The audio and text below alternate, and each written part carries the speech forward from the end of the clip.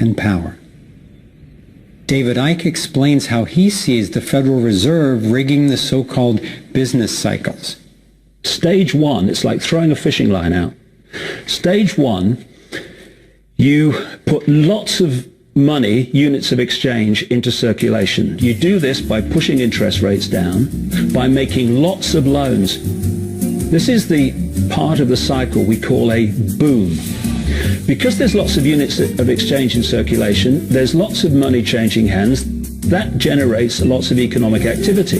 That generates jobs. And as more and more money is spent, there's more demand. So companies take out more loans of fresh air money to increase their production. People get confident in their everyday lives. Hey, you know, I work for this company. They've got lots of orders. It's really going great. My job's safe. I tell you what, we can have a bigger house. Then they start to change it. What they do is they pull the fishing line in. They push interest rates up. Now, fewer people, are taking out loans, and they make the criteria for having a loan from the bank stronger anyway. And also, now, as interest rates have gone up, a larger part of people's income is going to pay back the extra interest and not being circulated in buying things.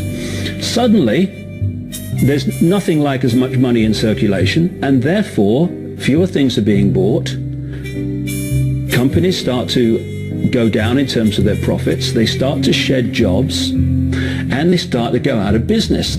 People lose their jobs. They can't pay the mortgage anymore of the big house they took out in the good times. Now what the banks are doing is starting to reel the fishing line in, because as they go bankrupt, companies and individuals, the banks get the real wealth, the property, the land, the resources that they had signed to them for lending merely figures on a screen. Now this economic cycle of fishing line out, fishing line back, lots of units in circulation, pull them in, has been going on for centuries. And what it's done, it's stolen and accumulated the real wealth of the world in the hands of the few,